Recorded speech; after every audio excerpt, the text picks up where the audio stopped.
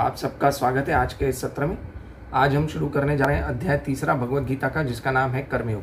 तो उससे पहले हम मंगलाचरण करते हैं। ओम अज्ञानतिमिरन्धस्य ज्ञानञ्जनशलाकया चक्षुरुन्मीलितं येन तस्मै श्री गुरुवे नमः। श्री चैतन्य मनोभीष्टं स्थापितं येन भूतले स्वयं रूप कदा मह्यं ददाति स्वपदान्तिकं। वन्देऽहं श्रीगुरु श्रीयुतपदकमलं श्रीगुरून् वैष्णवांश्च श्रीरूपं साग्रजातं सगण रघुनाथान्वितां तं सजीवं साद्वैतं सावधूतं परिजन सहित कृष्ण चैतन्य देवं श्री राधा कृष्ण पादां श्री ललिता विशाखान्वितांश्च। हे कृष्ण करुणा सिंधु दीनबंधु जगतपते गोपेश गोपिका कांता राधा कांता नमस्तुते। तप्त कांचन गौरंगी राधे वृंदावनेश्वरी वृषभानुसुते देवी प्रणमामि हरिप्रिय।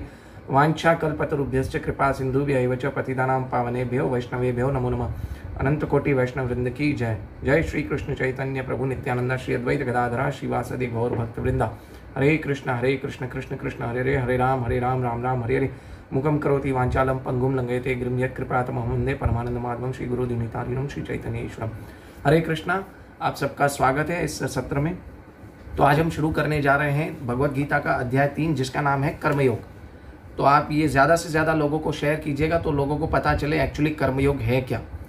तो कर्मयोग में पहला कर्मयोग, एक्चुअली योग मतलब क्या है? भगवान के साथ जुड़ना। यहाँ पर साधारण कर्म की बात नहीं हो रही है, यहाँ पर भक्ति की बात हो रही है। अभी हम आगे धीरे धीरे पढ़ेंगे ना, तभी पता चलेगा कि कर्मयोग मतलब क्या है, भक्तिमय सेवा।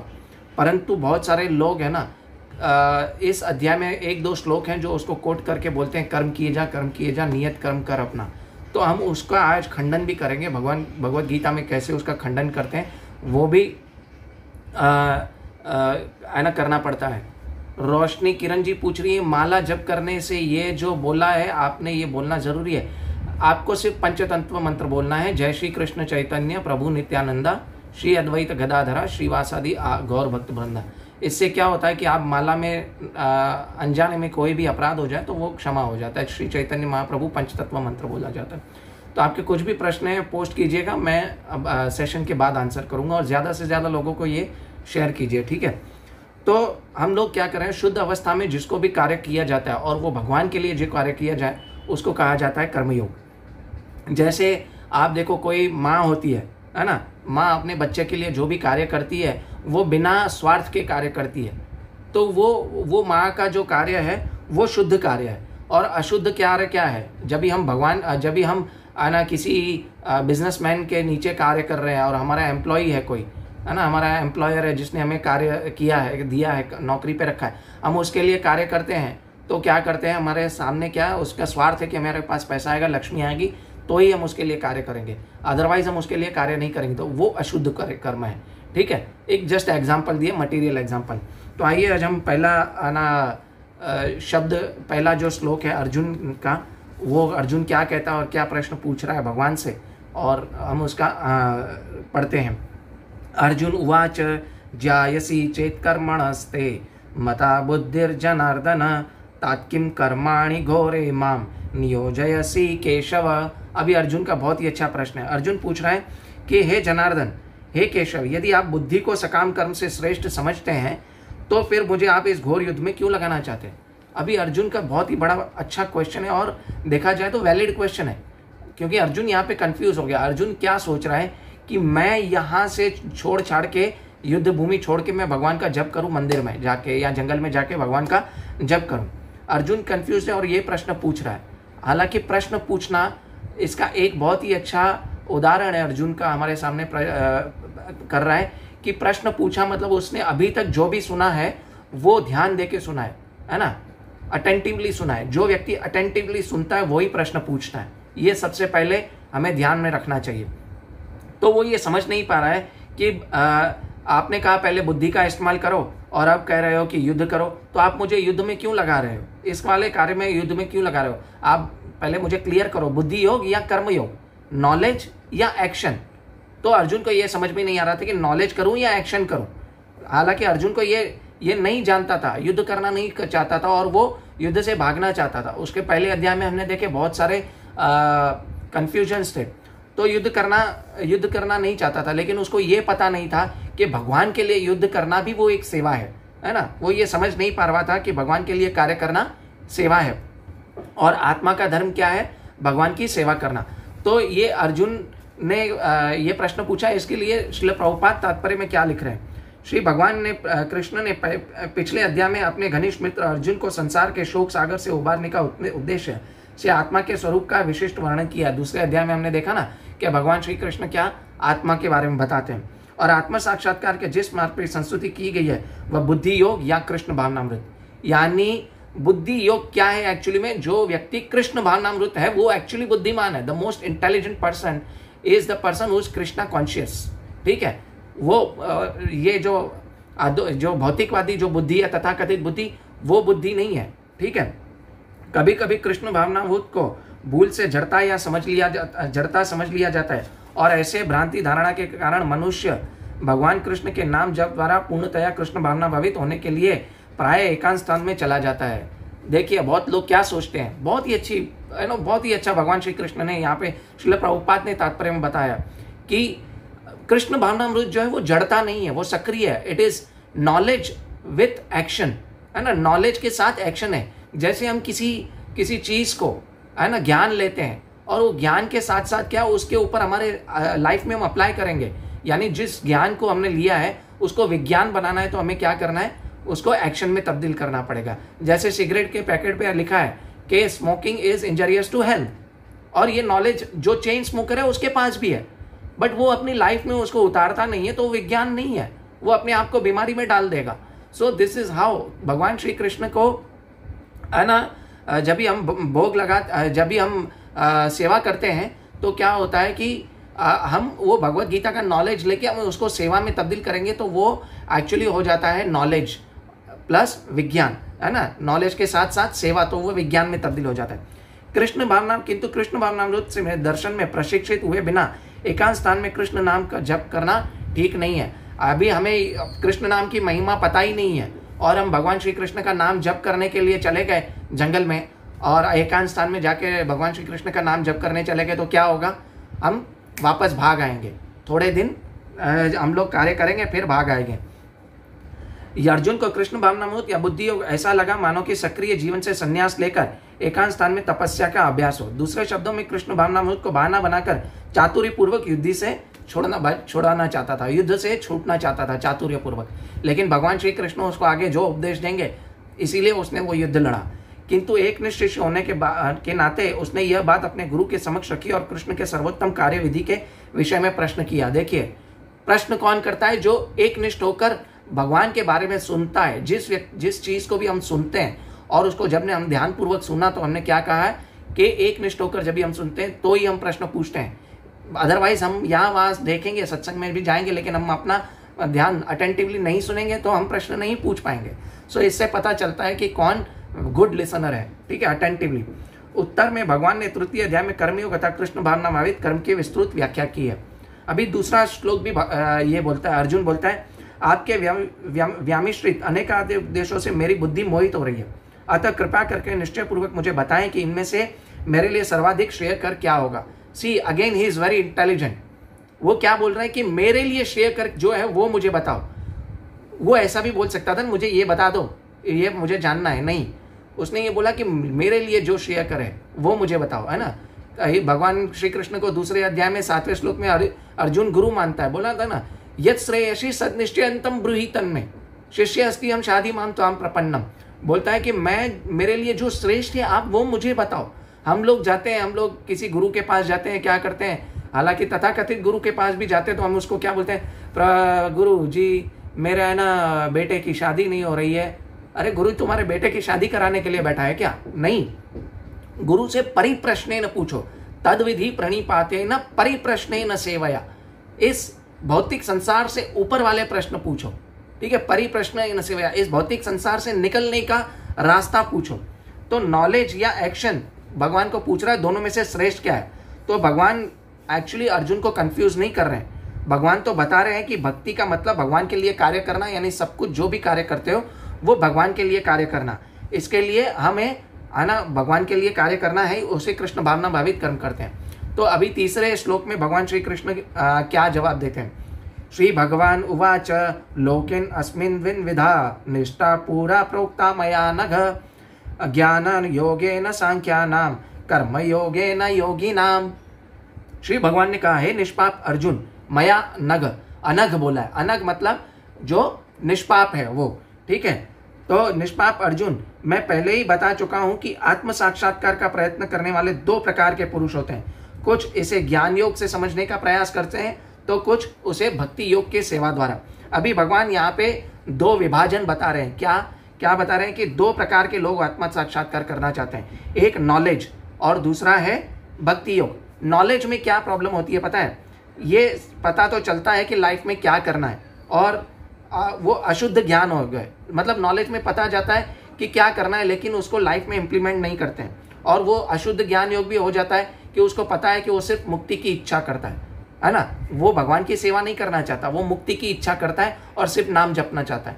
परंतु भक्ति योग में क्या है, नॉलेज यानी ज्ञान with action, knowledge with action, action में बदलाव लाता है और ज्ञान को क्या बनाता है, विज्ञान बनाता है। इसलिए वो भगवान की सेवा करना स्टार्ट कर देता है अपनी इंद्रियों से। तो इससे पता चलता है क्या है कि वो भगवान की सेवा करना चाहता है। अशुद्ध ज्ञान योग श्रेष्ठ इसलिए नहीं है क्योंकि उसमें इच्छाएं भरी पड़ी है, उसके अंदर है ना क्या होता है, मुक्ति की इच्छा है, इसीलिए उसको अशुद्ध ज्ञान योग भी कहा जाता है। लेकिन शुद्ध ज्ञान योग में क्या है कि आप स्क्रिप्चर्स पढ़ोगे, ज्ञान लोगे और बाद में क्या करोगे, उसे अपनी लाइफ में उतारोगे और भगवान की सेवा करोगे, तो उसे कर्म योग या भक्तिमय सेवा, भक्ति योग कहते हैं, ठीक है।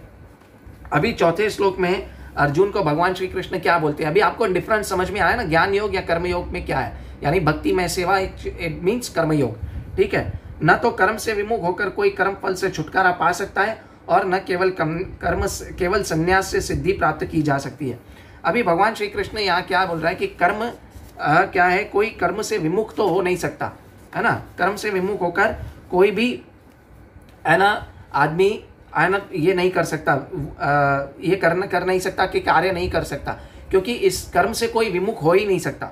वो कैसे, देखो अगर कोई व्यक्ति सब कुछ छोड़ छाड़ के बैठ जाए है ना, पिछले जन्म के कर्म फल तो उसको बांधेंगे ना। ये लोग समझ नहीं पा रहे हैं, सब कुछ छोड़ छाड़ के सिर्फ भगवान का नाम लेता है, लेकिन वो कर्म से विमुख होना चाहता है, लेकिन उसको ये पता नहीं है कि पिछले जन्म के कर्म भी उसको बांध रहे हैं, उसको पीछा छोड़ेंगे नहीं। जैसे भगवत गीता के इंस्ट्रक्शन यही कहते हैं कि भगवान के लिए सेवा करनी चाहिए। हरि, गुरु, वैष्णव और शास्त्रों इनका हम जब फॉलो करेंगे तभी हमें एक्चुअली में पता चलेगा कि भक्ति में सेवा होती क्या है। बहुत सारे लोग बोलते हैं कि कर्म सब है ना, बहुत सारे लोग सब कुछ छोड़ छाड़ के चले जाते हैं। एक्चुअली वो छोड़ छाड़ के इसलिए चले जाते हैं क्योंकि वो दुनिया के टेंशनों से मुक्त होना चाहते हैं, वो भगवान का नाम जप करने के लिए सब कुछ छोड़ना नहीं चाहते, है ना।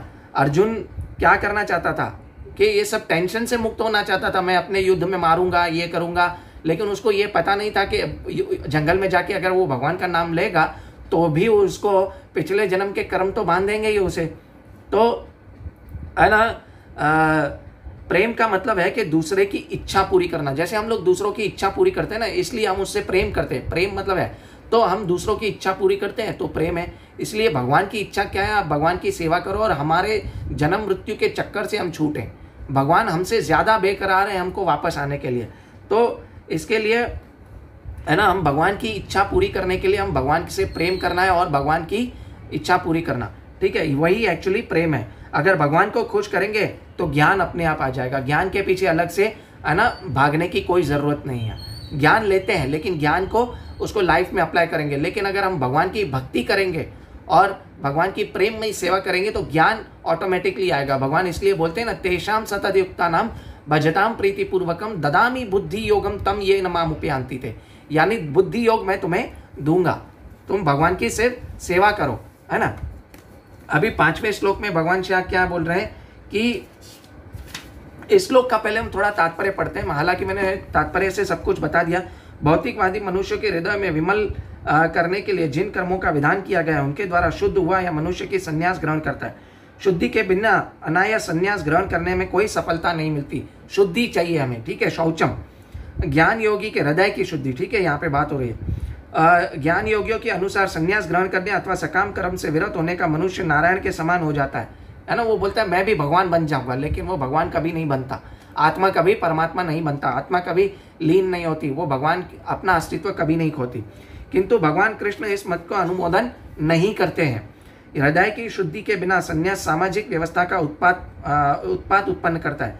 दूसरी ओर यदि कोई नियत कर्मों को न करके भी भगवान की दिव्य सेवा करता है तो वो उस मार्ग में जो कुछ भी उन्नति करता है उसे भगवान स्वीकार कर लेते हैं। स्वल्पमस्य धर्मस्य त्रायतो महतो भयात्, दूसरे अध्याय के 40वें श्लोक में हमने देखा था ना कि भगवान सब डरों से आपको मुक्त कर देते हैं। ऐसे सिद्धांत की रंच मात्र भी संपन्नता भी महान कठिनाइयों को पार करने में सहायक बनती है। अगर हम भगवान की सेवा करते हैं थोड़ी सी भी, तो हमें क्या करते हैं कि इन सब है ना से हमें उबार लेते हैं भगवान। ठीक है, अभी 5वें श्लोक का अनुवाद पढ़ते हैं। प्रत्येक व्यक्ति को प्रकृति से अर्जित गुणों के अनुसार विवश होकर कर्म करना पड़ता है, अतः कोई भी एक क्षण भर भी कर्म के लिए बिना नहीं रह सकता। अभी भगवान श्री कृष्ण बता रहे हैं कि कोई भी व्यक्ति एक क्षण भी कर्म किए बिना नहीं रह सकता। यानी अर्जुन कर्म किए बिना, अर्जुन क्या कर रहा था, जंगल में जाके भगवान का नाम लेना चाह रहा था, लेकिन उसको ये पता नहीं थी उसको भूख लगेगी तो भी कर्म है, खाना खाएगा तो कर्म है, जहाँ बैठेगा जंगल में जहाँ बैठेगा चलेगा उसके नीचे क्या है, चींटियां आ जाएंगी, कोई भी कीड़े मकोड़े आ जाए, अगर वो मर जाए तो वो कर्म बंधन में फंसेगा। लेकिन अगर वो जब युद्ध करते समय, भगवान की सेवा करते समय, है ना, क्या उसके रथ के नीचे कितनी भी चींटियां आ जाए, मच्छर आ जाए, मक्खी आ जाए या पशु पक्षी भी सपोज भूल से मर जाता तो उसको वो कर्म बंधन में नहीं बांधते। अर्जुन ये नहीं समझ पा रहा था कि भगवान की सेवा करना सबसे श्रेष्ठ है। हम लोग भी ये नहीं समझ पाते हैं कि भगवान की सेवा करना सबसे श्रेष्ठ है, भगवान के लिए कार्य करना भी सबसे श्रेष्ठ है, वही सबसे बड़ा धर्म है। एक्चुअली यहाँ पे इसलिए भगवान ने बताया नॉलेज प्लस एक्शन को सेवा मतलब कर्म बंधन में नहीं बांधता। नॉलेज के साथ साथ हमें क्या है, एक्शन करना है, वो भगवान के लिए कार्य करना है, तो वो क्या है, कर्म बंधन में नहीं बांधते हैं। हमारे एक्चुअली बहुत सारे कार्य होते हैं, साइकोफिजिकल नेचर के कार्य होते हैं, उस हिसाब से हम कार्य करेंगे तो हमें क्या होता है कि कर्म बंधन में फंसना पड़ेगा।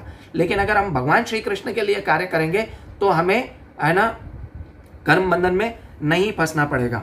तो इसका हम थोड़ा तात्पर्य पढ़ते हैं श्रील प्रभुपाद द्वारा।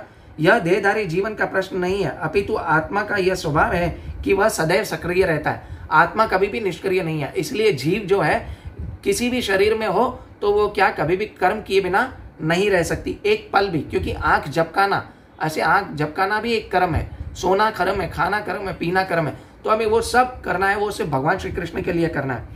आत्मा की अनुपस्थिति में भौतिक शरीर हिल भी नहीं सकता। देखिए है ना, यह शरीर मृतवाहन के समान है जो आत्मा द्वारा चालित होता है, क्योंकि आत्मा सदैव गतिशील रहता है और वह एक क्षण के लिए भी रुक नहीं सकता। अतः आत्मा को कृष्ण भावनामृत के सकर्म में प्रवृत्त रखना चाहिए, अन्यथा वह माया द्वारा शासित कार्यों में प्रवृत्त होगा। अगर हम कृष्ण कॉन्शियस नहीं होंगे तो हम क्या माया द्वारा है ना, माया के see we are all bound to be क्या बोलते हैं, हम सब माया द्वारा वशीभूत होता है, या भगवान श्री कृष्ण की सेवा करते हैं, या माया की सेवा करनी पड़ेगी या कृष्ण की सेवा करनी पड़ेगी। तो बेटर है हम कृष्ण की सेवा करें ना, माया की सेवा क्यों करें। माया की सेवा करना मतलब हमारे इंद्रियों के हम गुलाम बन जाते हैं। ठीक है, अरे दूसरा फिर यहाँ पे माया के संसर्ग में आकर आत्मा भौतिक गुण प्राप्त कर लेता है और आत्मा को ऐसे आकर्षणों से शुद्ध करने के लिए आवश्यक है कि शास्त्रों के द्वारा आदेश कर्मों से संलग्न रखा जाए। किंतु यदि आत्मा कृष्ण भावनामृत के अपने स्वाभाविक कर्म में निरत करता है तो वो जो भी करता है वो उसके लिए कल्याणप्रद होता है, यानी वो भगवान के लिए जो भी कार्य करता है उसके लिए कल्याणप्रद है। ठीक है, वो क्योंकि कृष्ण भावनामृत कार्य कर रहा है। यदि कोई कृष्ण भावनामृत अंगीकार कर लेता है, वो भले ही शास्त्र अनुमोदित कर्म न हो करके अथवा ठीक से भक्ति न करके भी पतित भी हो जाए तो इसमें उसकी हानि या बुराई नहीं है। किंतु यदि शास्त्रों अनुमोदित कार्य करे और कृष्ण भावनामृत न हो तो उसे सारे कार्यों का क्या लाभ। यानी अगर वो शास्त्रों के हिसाब से, जैसे शास्त्रों के हिसाब से यहाँ पे अर्जुन का एग्जाम्पल लेते हैं, शास्त्रों के हिसाब से क्या होता है कि है ना, अर्जुन धर्मशास्त्र की बात कर रहा था ना कि मैं युद्ध नहीं करूंगा, अहिंसा करूंगा, है ना, ये धर्मशास्त्र की बात है। लेकिन भगवान ने क्या कहा कि तुम भक्ति शास्त्र करो, मेरी भक्ति करो, तो धर्मशास्त्रों से भी ऊपर भक्ति शास्त्र है। अगर हम भगवान श्री कृष्ण की सेवा करेंगे तो हमने उसमें अगर हिंसा कर ली, जैसे अर्जुन ने कई लोगों को मारा लेकिन उसका पाप फल उसको नहीं लगा, क्यों, क्योंकि उसने भगवान की सेवा की। हनुमान जी ने क्या किया, भगवान की सेवा की, लंका जलाई। हनुमान जी ने सेवा की, भगवान की जड़ी बूटी लेके आए और उसमें कितने राक्षस आए बीच में, उनको उसने मारा। तो क्या किया, वो भगवान की सेवा की, तो उसमें हनुमान जी को लंका जलाने का पाप नहीं लगा। लेकिन अगर अपनी मर्जी से जाके लंका जला के आते तो हनुमान जी को पाप लगता। हम अपनी मर्जी से शास्त्रों के अनुमोदित कार्य भी करें परंतु भगवान श्री कृष्ण के आदेश अनुसार कार्य न करें तो हमें क्या होगा कि हमें पाप लगेगा। ठीक है, अभी छठे श्लोक में भगवान क्या कह रहे हैं, कर्म इंद्रियाणि संयम्य य आस्ते मनसा स्मरण इंद्रियार्थ्यानि विमूढ़ात्मा मिथ्याचार स उच्यते। अभी भगवान श्री कृष्ण बहुत अच्छा श्लोक बता रहे हैं कि जो कर्म इंद्रियों को वश में तो करता है, परंतु जिसका मन इंद्रिय विषयों में चिंतन रहता है वह निश्चित रूप से स्वयं को धोखा देता है और मिथ्याचारी कहलाता है। अभी भगवान श्री कृष्ण यहाँ पे क्या बता रहे हैं, बहुत सारे ऐसे मिथ्याचारी लोग होते हैं, क्या वो संसार से छुटकारा पाने के लिए, अपनी प्रॉब्लम से छुटकारा पाने के लिए वो क्या कर रहे हैं कि वो है ना चले जाते हैं, क्या घर बार छोड़कर चले जाते हैं, फिर क्या करते हैं, लेकिन उनकी जो मन है वो इंद्रिय विषय में लगा रहता है। क्यों? क्योंकि उन्होंने छोड़ के चले गए, लेकिन उन्होंने क्या किया, भगवान की सेवा नहीं कर रहे। बस है ना, बहुत लोग बोलते हैं ना, यार ऐसा है कि एक दिन है ना मैं सब कुछ छोड़ छाड़ के चला जाऊं जंगल में और कहीं है ना मंदिर में जाके बैठ जाऊं। लेकिन उद्देश्य क्या है तुम्हारा मंदिर में जाके बैठने का? अगर तुम्हारा मंदिर में जाके बैठने का उद्देश्य भगवान की सेवा करना है तो तुम गृहस्थ आश्रम में रह के भी भगवान की सेवा कर सकते हो ना। तुमको उसके लिए मंदिर में जाने की जरूरत नहीं है। मंदिर तो सिर्फ भगवान के साथ संबंध बनाने के लिए, आप रोज जाओ, दर्शन करो, भगवान की आरती करो, स्क्रिप्चर सुनो, गुरु से आज्ञा लेके अपने हिसाब से जीवन में कैसे कार्य करना है। क्योंकि शास्त्र खुद पढ़ेंगे तो समझ में नहीं आएंगे, गुरु के हिसाब से, तथाकथित गुरु नहीं, प्रामाणिक गुरु के पास जाके अगर हम शास्त्र सुनेंगे, उसके लिए मंदिर बने हैं, है ना। जैसे हॉस्पिटल है शरीर के लिए, मंदिर है आत्मा का हॉस्पिटल। ठीक है, आत्मा का चिकित्सालय मंदिर है। तो आत्मा की चिकित्सा के लिए हमें जाना है, परंतु हमें घर बार छोड़ के नहीं जाना है। भगवान यहाँ पे बोल रहे हैं कि घर बार छोड़ने की कोई जरूरत नहीं है, आप जिस आश्रम में हो वहां रह के कार्य करो। हम क्या करते हैं कि जो ऐसे व्यक्ति हैं पाखंडी कहलाते हैं, जो है ना घर बार छोड़ के चले जाते हैं, लेकिन उनका जो मन है इंद्रिय विषयों में लगा रहता है, वो थोड़ी देर तक तो क्या है अपने मन को इंद्रिय विषयों से बचा के रखते हैं, लेकिन बाद में क्या जाते हैं, वापस इंद्रियों की तृप्ति में लगे जाते हैं, सेंस ग्रेटिफिकेशन में लगे जाते हैं। ऐसे बहुत सारे मैंने साधु देखे, हरिद्वार में, वृंदावन में भी ऐसे बहुत सारे साधु हैं। वो क्या करते हैं, वो घर बार छोड़ के चले आए, लेकिन उनसे एक चाय नहीं छूटती। सुबह सुबह जाते हैं, चाय की लाइन में बैठे रहते हैं, चाय पीते हैं। जिनसे एक चाय नहीं छूट रही, वो भगवान की सेवा क्या करेगा। वो सिर्फ अपनी भौतिक प्रॉब्लमों से छुटकारा पाके वृंदावन या हरिद्वार या ऋषिकेश, मथुरा आके जाके बैठ जाते हैं। बहुत सारे साधु ऐसे हैं। तो हमें बहुत ही अलर्ट रहना है कि हम अपने आप को तो कहीं धोखा नहीं दे रहे हैं। ठीक है, इसका हम थोड़ा तात्पर्य पढ़ेंगे। श्रील प्रभुपाद क्या बता रहे हैं कि ऐसे अनेक मिथ्याचारी होते हैं जो कृष्ण भावनामृत में कार्य तो नहीं करते, किंतु ध्यान का दिखावा करते हैं। देखिए श्रील प्रभुपाद बता रहे हैं यहाँ पे, क्यों मुझे ये पता है, क्योंकि मैंने भगवत गीता पहले बहुत बार पढ़ी है, श्रील प्रभुपाद के तात्पर्य पढ़े, इसलिए मैं तात्पर्य पढ़ने से पहले आपको इसको समझा सका। लेकिन श्रील प्रभुपाद एकदम सटीक ज्यादा आंसर देंगे आपको कि जबकि वास्तव में मन में इंद्रिय भोग का चिंतन करते रहते हैं, ऐसे लोग अपने अबोध शिष्यों को बहका के उनके लिए शुष्क दर्शन के विषय में भी व्याख्यान दे सकते हैं, किंतु इस श्लोक में अनुसार वे सबसे बड़े धूर्त हैं, यानी सबसे बड़े मिथ्याचारी है, पाखंडी है। इंद्रिय सुख के लिए कभी भी किसी आश्रम में रहकर कर्म किया जा सकता है, ठीक है, किंतु यदि उस विशिष्ट पद का उपयोग करके विधि विधानों के पालन में किया जाए तो व्यक्ति क्रमशः आत्मशुद्धि हो जाती है। अगर आप गृहस्थ आश्रम में भी हो और भगवान की सेवा कर रहे हो तो धीरे धीरे it will elevate to your higher platform. ठीक है, आपको भक्ति का उच्चतर रस आएगा। कृपया मैं फिर से बोल रहा हूँ, ज्यादा से ज्यादा लोग ये लेक्चर शेयर करें।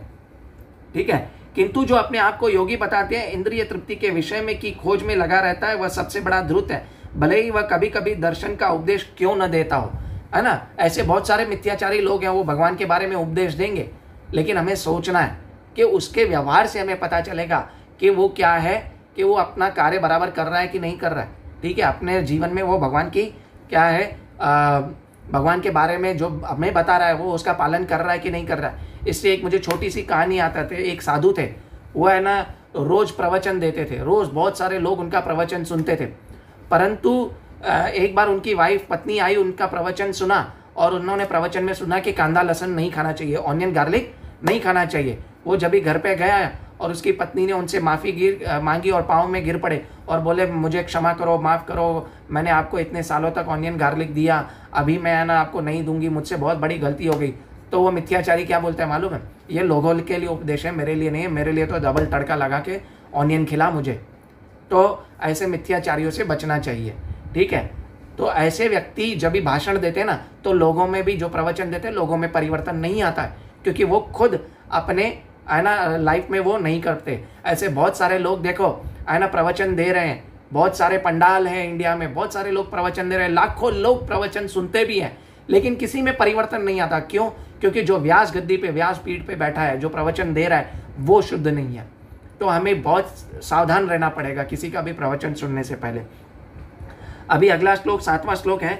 दूसरी ओर यदि कोई निष्ठावान व्यक्ति अपने मन के द्वारा कर्म इंद्रियों को वश में करने का प्रयत्न करता है और बिना किसी आसक्ति के कर्मयोग कृष्ण भावनामृत में प्रारंभ करता है तो वह अति उत्कृष्ट है।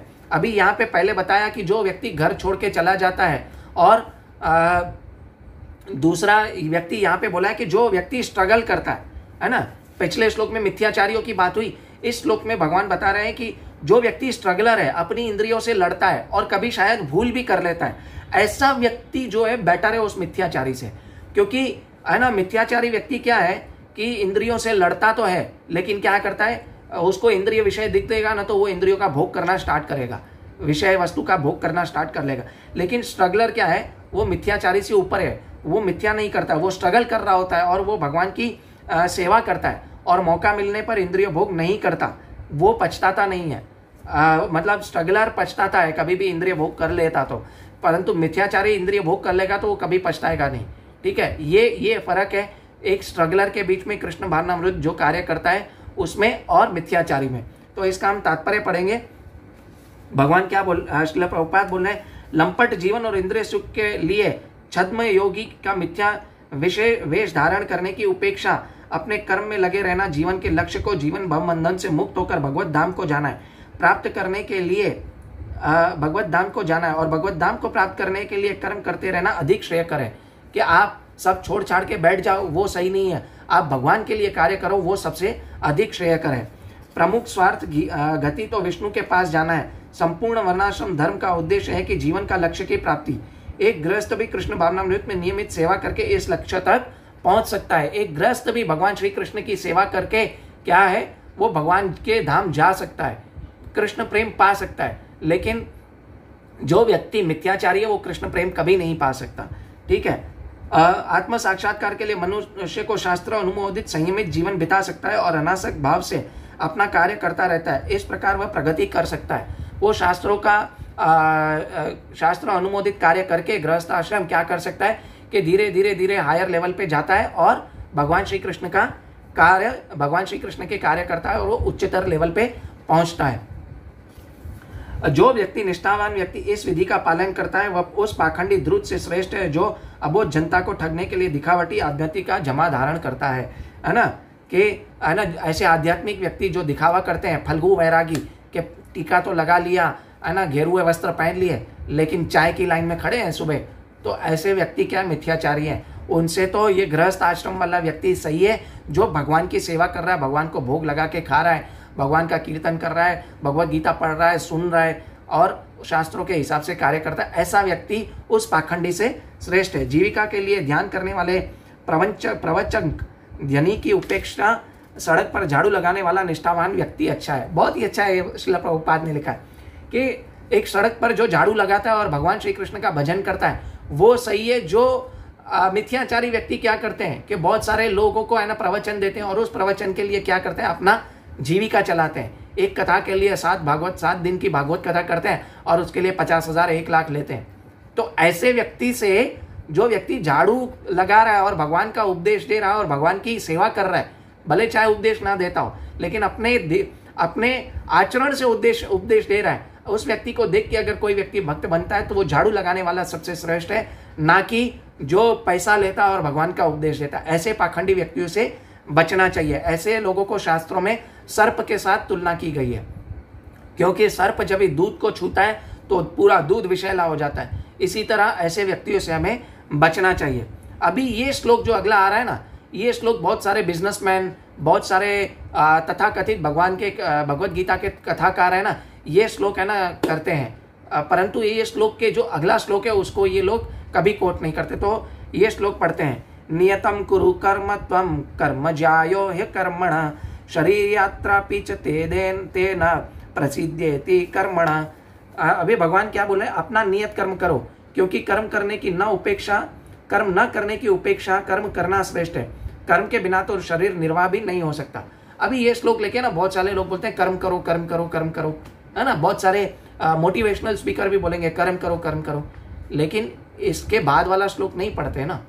कर्म करो, लेकिन किसके लिए कर्म करो ये नहीं बताते, क्योंकि कर्म एक शब्द है ना, जो कर्म जो एक शब्द है, और जैसे एक उसका है ना अपना किस कॉन्टेक्स्ट में बोला जा रहा है वो हमें समझ में आना चाहिए। जैसे एक लाल मैंने शब्द बोल दिया, लेकिन लाल का बहुत सारे मतलब होते हैं ना। लाल मतलब मेरा बेटा, लाल मतलब कलर।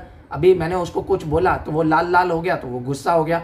तो वो शब्द को जब भी हम पूरे वाक्य में सुनेंगे तो उसका कॉन्टेक्स्ट हमें समझ में आता है। तो यहाँ पे कर्म किसके लिए बोला है इसका श्रील प्रभुपाद तात्पर्य में लिख रहे हैं और हम समझते हैं। ठीक है, कि कर्म क्या है, कि अनेक क्षम्य ज्ञानी है, जो छद्म ज्ञानी है, जो अपने आप को उच्च कुलीन बताते हैं तथा ऐसे बड़े व्यवसायी के झूठा दिखावा करते हैं और आध्यात्मिक जीवन में प्रगति करने के लिए उन्हें सर्वस्व त्याग दिया है। श्री कृष्ण यह नहीं चाहते कि अर्जुन मिथ्याचारी बने, अपितु वे अपने अर्जुन क्षत्रिय के लिए निर्दिष्ट धर्म का पालन करे और अर्जुन गृहस्थ और एक सेनानायक था। अतः उसके लिए श्रेय करता कि वे अपने उसी रूप में गृहस्थ क्षत्रिय के निर्दिष्ट धार्मिक कर्तव्यों का पालन करे। ऐसे कार्यों से संसारी मनुष्य का हृदय कर्मशः विमल हो जाता है और भौतिक कर्मश से मुक्त हो जाता है। यानी ऐसे व्यक्ति जो है अपने आश्रम में रह के, अपने वर्ण और आश्रम में रह के कार्य करता है, वो ऐसे मिथ्याचारियों से श्रेष्ठ है। ठीक है, अभी देह निर्वाह के लिए किए गए तथाकथित त्याग का अनुमोदन न तो भगवान करते हैं और ना ही धर्मशास्त्र करते हैं, है ना। मैंने बताया ना, देह निर्वाह के लिए, यानी जो ना संन्यास तो ले लिया, लोगों को कथा देते हैं और उसके पैसे लेते हैं, तो ऐसे लोगों से बचना चाहिए। ऐसा कोई है ना शारीर कोई धर्मशास्त्र अनुमोदन नहीं करता है। और आखिरी देह निर्वाह के लिए कुछ न कुछ करना होता है। भौतिक वासनाओं की शुद्धि के बिना कर्म का मनमाने ढंग से त्याग करना ठीक नहीं है। भौतिक वासनाओं की शुद्धि कैसे होगी? भौतिक वासनाओं की शुद्धि होगी भगवान का नाम जप करने से, भगवान के साथ संबंध बनाने से और भगवान को है ना सेवा करने से। अदरवाइज भौतिक कल्मशों से हमारी शुद्धि नहीं होती। श्रणताम स्वकथा कृष्ण पुण्य श्रवण कीर्तन हृदयंतस्तो अभद्राणी, है ना, सुहृद विधुनोति सुहृद सतम। यानी बोलते हैं कि भगवान श्री कृष्ण की कथा सुनने से मात्र से कि आपके हृदय के जितने कल्मश है वो दूर हो जाते हैं। तो ऐसे लोगों से बचना चाहिए। ठीक है, और अपने तथाकथित मनमाने ढंग से किसी भी वस्तु का त्याग नहीं करना चाहिए, संसार का त्याग नहीं करना चाहिए। अभी भगवान आगे बोलते हैं कि कर्म किसके लिए करना है ना, कि श्री विष्णु के लिए यज्ञ रूप में कर्म करना चाहिए, अन्यथा कर्म द्वारा भौतिक जगत में बंधन उत्पन्न होता है। अतः हे कुंती पुत्र, उनकी प्रसन्नता के लिए अपने नियत कर्म करो, इस तरह बंधन से तुम सदा मुक्त रहोगे। अभी भगवान श्री कृष्ण यहाँ पे बता रहे हैं कि श्री कृष्ण के यज्ञ यानी जो भी कार्य करते हो वो यज्ञ, और वो हमें क्या करना चाहिए? भगवान श्री कृष्ण के लिए, विष्णु के लिए कार्य करना चाहिए। अभी आप लोगों के मन में प्रश्न आएगा कि भगवान श्री कृष्ण ऐसा क्यों नहीं बोल रहे कि मेरे लिए कार्य करो, विष्णु के लिए कार्य क्यों बोल रहे? तो जब भी विष्णु की बात आती है तो वो भगवान ऐश्वर्य रूप कार्य की बात आती है, वो भगवान विष्णु के लिए बात करते हैं। और जब भक्ति की बात आती है, जैसे भगवान भगवत गीता में बोलते हैं ना, माम च वयो अभिचारेण भक्ति योगेन सेवते, है ना, सर्वधर्मान परित्यज्य माम एकम शरणं व्रज। यानी जब मेरी बात आती है, भक्ति की बात आती है, तब वो मेरी बात करते हैं, और जब ऐश्वर्यपूर्ण चीज़ों की बात आती है तब वहाँ पे भगवान विष्णु का नाम लेते हैं। और विष्णु भी क्या है? भगवान श्री कृष्ण से ही आते हैं। तो हमें ये समझ लेना चाहिए। और है ना दूसरा है कि विष्णु और कृष्ण में क्या डिफरेंस है, पहले हम ये समझ लें।